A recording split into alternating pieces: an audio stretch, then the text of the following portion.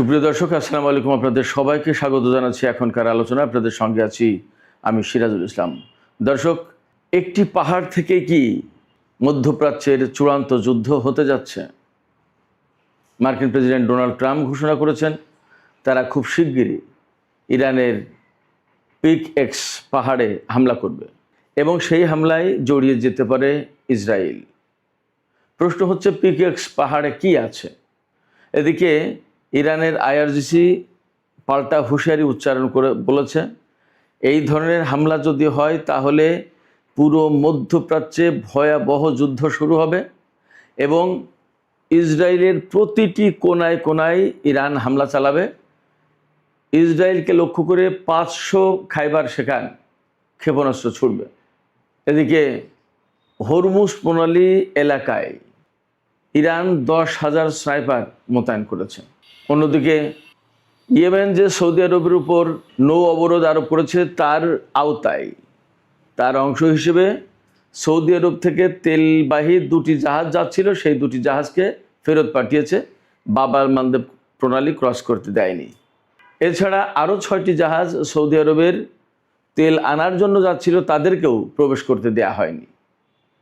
এই পরিস্থিতিতে আন্তর্জাতিক বাজারে তেলের দাম আরও বেড়েছে এবং বর্তমানে কিছুক্ষণ আগের খবর, আন্তর্জাতিক বাজারে ব্রেন্ট ক্রুড অয়েল প্রতি ব্যারেলের দাম $94.72 পৌঁছেছে। গতকাল যা ছিল তার চেয়েও বেড়ে গেছে। আর ওয়েস্ট টেক্সাস ইন্টারমিডিয়েট যেটা, তার দাম বর্তমানে $87.78 প্রতি ব্যারেল তেলের দাম। এই পরিস্থিতিতে একদিকে যেমন বিশ্ব অর্থনীতি এবং তেলের বাজার মারাত্মক রকমের অস্থিতিশীল হয়ে পড়েছে, তেমনি মার্কিন প্রেসিডেন্ট ডোনাল্ড ট্রাম্পের পিক এক্স পাহাড়ে হামলার ঘোষণা এবং তাতে ইসরায়েলের জড়িয়ে যাওয়া আর ইরানের পাল্টা হুঁশিয়ারি, এতে আরও ভয়াবহ উদ্বেগ, অস্থিতিশীলতা এবং বড় রকমের যুদ্ধের ঝুঁকি তৈরি করেছে। আসলে পরিস্থিতি যাচ্ছে কোথায়? ইরান, আমেরিকা এবং ইসরায়েলের মধ্যকার এই সংকট আসলে বিশ্বকে কোথায় নিয়ে ঠেকাবে এবং এর শেষ পরিণতি কোথায়? সুপ্রিয় দর্শক, আমরা এই সমস্ত বিষয় নিয়ে আজকের ভিডিওতে বিস্তারিত আলোচনা করব। আশা করি আপনারা শেষ পর্যন্ত সঙ্গে থাকবেন। আর ভিডিও ভালো লাগলে লাইক, কমেন্ট, শেয়ার করবেন এবং চ্যানেলটি সাবস্ক্রাইব করে সাথেই থাকবেন। দর্শক, চলুন প্রথমেই পিক এক্স পাহাড়ে মার্কিন প্রেসিডেন্ট যে হামলার হুঁশিয়ারি দিয়েছেন, কেন এই হুঁশিয়ারি দিলেন, পিক এক্স পাহাড়টা কি আছে সেখানে এবং সেখানে কেন ইসরায়েল জড়িয়ে যেতে চায়, আর ইরান বা এত ভয়াবহ যুদ্ধের অর্থাৎ পাল্টা হামলার, পাল্টা যুদ্ধের কেন হুঁশিয়ারি দিচ্ছে? পিক এক্স পাহাড়টা হচ্ছে ইরানের মধ্যাঞ্চলে যে নাতানজ পরমাণু কেন্দ্র যেটা ইস্পাহানে, সেই পরমাণু কেন্দ্রের কয়েক মাইলের ভেতরেই এই পিক এক্স পাহাড় অবস্থিত। সেখানে আমেরিকা, ইসরায়েল তারা বলছে ইরানের নতুন পরমাণু ঘাঁটি আছে, পরমাণু স্থাপনা আছে। সেই পরমাণু স্থাপনায় ইরান গোপনে হাজার হাজার নতুন সেন্ট্রিফিউজ স্থাপন করেছে এবং আগে ফোর্দো, নাতানজ সহ যে 3টি পরমাণু স্থাপনা হামলা চালিয়েছিল, সেই জায়গা থেকে সমৃদ্ধ ইউরেনিয়াম, ইরানের হাতে যে 1000 পাউন্ড বা 450 কেজি মতো সমৃদ্ধ ইউরেনিয়াম, 60 মাত্রার ইউরেনিয়াম আছে, সেই ইউরেনিয়াম এই পিক এক্স পাহাড়ে নাকি আনা হয়েছে। এটা দাবি ইসরায়েলের। এই দাবি, এই তথ্য আমেরিকাকে জানিয়েছে। এখন ডোনাল্ড ট্রাম্প সেই তথ্য অনুযায়ী নতুন করে হামলা চালাবে পিক এক্স পাহাড়ে, ইরানের পরমাণু কেন্দ্রে। আন্তর্জাতিক বা পশ্চিমা রিপোর্টগুলো বলছে যে এই পিক এক্স পাহাড়ে যে পরমাণু স্থাপনা ইরান তৈরি করেছে তা এখনও পুরোপুরি চালু হয়নি, নির্মাণাধীন। কিন্তু আমেরিকা, ইসরায়েল আগে এটা শেষ করে দিতে চায় এবং এখানে রাখা আছে ওই সমৃদ্ধ ইউরেনিয়াম। তবে পশ্চিমা গবেষকরা বা বিশ্লেষকরা বলছে যে পিক এক্স পাহাড়ে ইরান যে পরমাণু স্থাপনা তৈরি করেছে তা ধ্বংস করা মোটামুটিভাবে কোনোভাবেই সম্ভব না। তার কারণ হচ্ছে এটা অত্যন্ত পাহাড়ি এলাকায় অবস্থিত, প্রথম কথা। দ্বিতীয় কথা হচ্ছে যে এই মূল স্থাপনা বা মূল কেন্দ্র যেটা, সেটা পাহাড়ের অনেক বেশি গভীরে। এবং তার দরজাগুলো যে প্রবেশ পথ সেগুলো এমনভাবে তৈরি করা হয়েছে যা এই বাংকার বাস্টার বোমা দিয়েও ধ্বংস করা যাবে না, এমনভাবেই তৈরি করা হয়েছে। কারণ ইরানের বিভিন্ন সময়কার অভিজ্ঞতার আলোকে নতুন করে এই পিকেক্স পাহাড়ের পরমাণু স্থাপনা তৈরি করা হচ্ছে এবং এটা ওই রকমের শক্তিশালী প্রতিরক্ষামূলক ব্যবস্থা এখানে আছে, যার কারণে এটা সহজে ধ্বংস করা যাবে না। বিমান হামলা দিয়ে মূল কেন্দ্র ধ্বংস করা যাবে না। এই কেন্দ্র যদি নস্যাৎ করতে হয় বা এখান থেকে যদি সমৃদ্ধ ইউরেনিয়াম নিতে হয়, তাহলে এখানে স্থল অভিযান চালানো ছাড়া কোনো বিকল্প উপায় নেই। বাট স্থল অভিযান চালাতে গেলে সেটা হবে আরও অনেক বেশি ঝুঁকিপূর্ণ, অনেক বেশি প্রাণঘাতী এবং ভয়াবহ চ্যালেঞ্জিং। কারণ এত পাহাড়ের গভীরে গিয়ে অজানা অচেনা লোকেদের পক্ষে এখানে অভিযান চালানো কঠিন ব্যাপার। ঠিক যেহেতু এটা নতুন একটা প্রতিষ্ঠান স্থাপনা, সে কারণে তার প্রতিরক্ষার জন্য ইরান ওই রকমই সম্ভাব্য সব ধরনের উপায় অবলম্বন করেছে, সব ধরনের ব্যবস্থা রেখেছে। অতএব স্থল অভিযান চালাতে গেলে মার্কিন বা ইসরায়েলি সেনাদের প্রচুর ক্ষয়ক্ষতি হবে, তাতে কোনো সন্দেহ নেই। এখন প্রশ্ন হচ্ছে, এই যে ইসরায়েল এবং আমেরিকায় এই হামলায় জড়িত হবে বা এই হামলা চালাবে, ইরান কি করবে? ইরান এখানে পরিষ্কার করে বক্তব্য দিয়েছে, যদি এই ধরনের কোনো হামলা চালায় আমেরিকা ইসরায়েল, তাহলে ইরানের আইআরজিসির পক্ষ থেকে পরিষ্কার বার্তা দেওয়া হয়েছে যে একদম সাথে সাথেই ইসরায়েলের বিরুদ্ধে ভয়াবহ হামলা শুরু হবে, পুরো মধ্যপ্রাচ্যে হামলা ছড়িয়ে পড়বে এবং ইসরায়েলের প্রতিটি কোনায় কোনায় হামলা চালানো হবে, প্রতিটি কর্নারকে লক্ষ্যবস্তু করা হবে এবং অন্তত 500 খাইবার শেখান ক্ষেপণাস্ত্র ছোড়া হবে ইসরায়েলকে লক্ষ্য করে। খাইবার শেখান ক্ষেপণাস্ত্রটা কি? খাইবার শেখান ক্ষেপণাস্ত্র হচ্ছে হাইপারসনিক ক্ষেপণাস্ত্র। এই ক্ষেপণাস্ত্রের পাল্লা হচ্ছে 2000 কিলোমিটার, অর্থাৎ ইরান থেকে ছুড়লে 2000 কিলোমিটার দূরের লক্ষ্যবস্তুতে আঘাত হানতে সক্ষম এবং এটা 1.5 টন 1500 কেজি ওয়ারহেড বহন করতে পারে। একটা ওয়ারহেডের ওজন 1500 কেজি, অর্থাৎ 1.5 টন 37.5 মণ। এইরকম একটা ওয়ারহেড বিস্ফোরিত হলে সেখানে কি হবে আপনি কল্পনা করেন। ইরান বলেছে অন্তত 500 খাইবার শেখান ইসরায়েলে মারা হবে। তাহলে ইসরায়েলের অস্তিত্ব থাকবে কিনা সেটা নিয়েই তো প্রশ্ন। এখানে আরেকটা তথ্য দিয়ে রাখি, আমেরিকা ইসরায়েলের কাছে কিন্তু হাইপারসনিক ক্ষেপণাস্ত্র মোকাবেলার কোনো প্রযুক্তি নেই।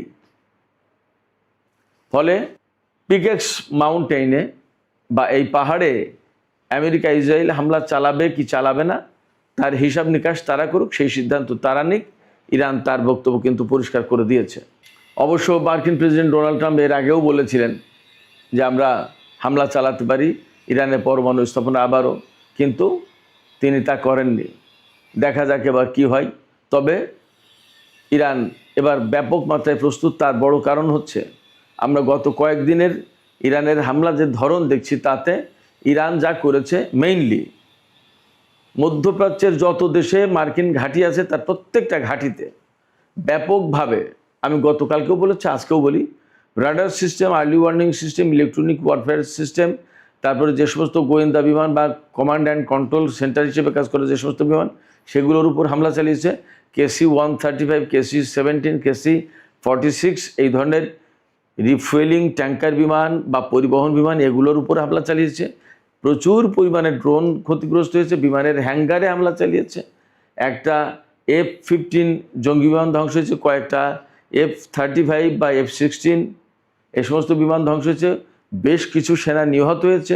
আমরা সবাই জানি সেই সেনাদের লাশ গতকাল আমেরিকা পৌঁছেছে, সেই লাশ রিসিভ করেছে মার্কিন প্রেসিডেন্ট ডোনাল্ড ট্রাম্প।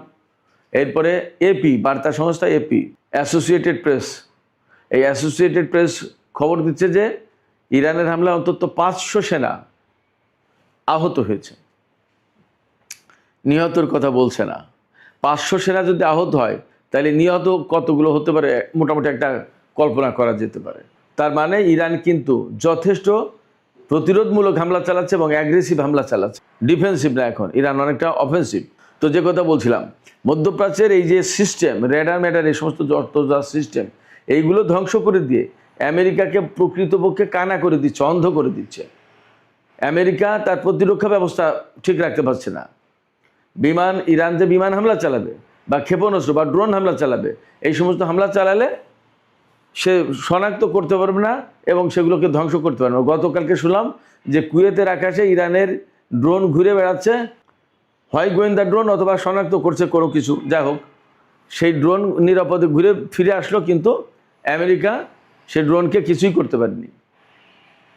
তার মানে দাঁড়াচ্ছে মোটামুটিভাবে ধরে নেওয়া যায় যে কুয়েতের আকাশ প্রতিরক্ষা ব্যবস্থা বা early warning system, radar system, এই সমস্ত সব কিছু ধ্বংস হয়ে গেছে। একইভাবে বাহরাইন, সংযুক্ত আরব আমিরাতেও চলছে। এবং গতকালকেই তো আমি বলেছিলাম যে জর্ডানের যে পরিমাণে হামলা চালাচ্ছে ইরান, তাতে আগামী আর 4-5 দিন যদি এইভাবে হামলা চালায় তাহলে জর্ডানের বিমান ঘাঁটিগুলো আর সচল থাকবে না, অচল হয়ে যাবে।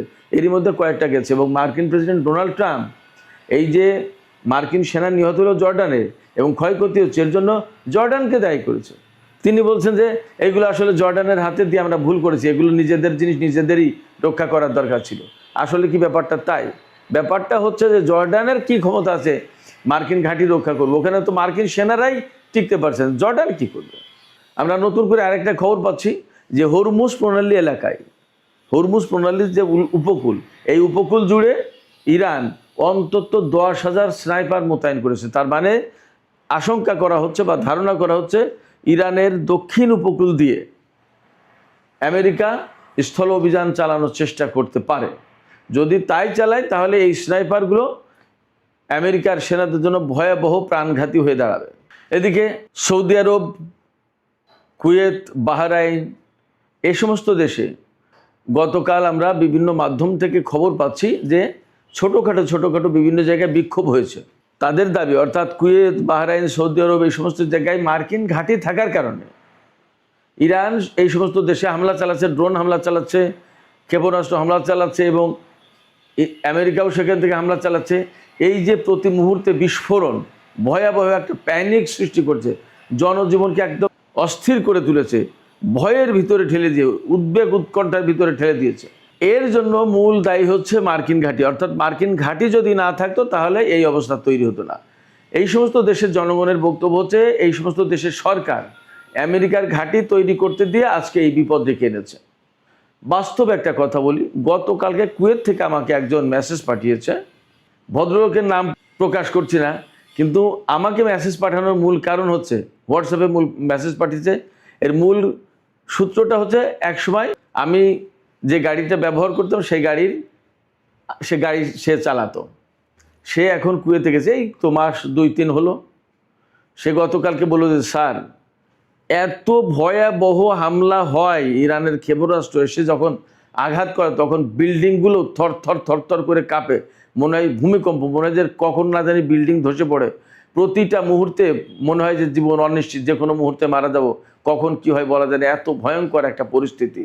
বলে যে আমি প্রথম যখন এসেছি তখন এতটা ছিল না, কিন্তু এখন যে সমস্ত ক্ষেপণাস্ত্র হামলা হয় সেগুলো ভয়াবহ, অনেক বড় বড় বিরাট বিস্ফোরণ ঘটে।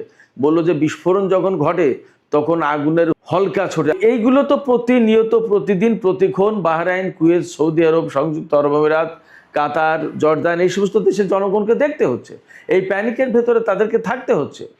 শুধু তাই না, ইরান যে শুধুমাত্র মার্কিন ঘাঁটিতে হামলা চালাচ্ছে ব্যাপারটা তা কিন্তু এখন না।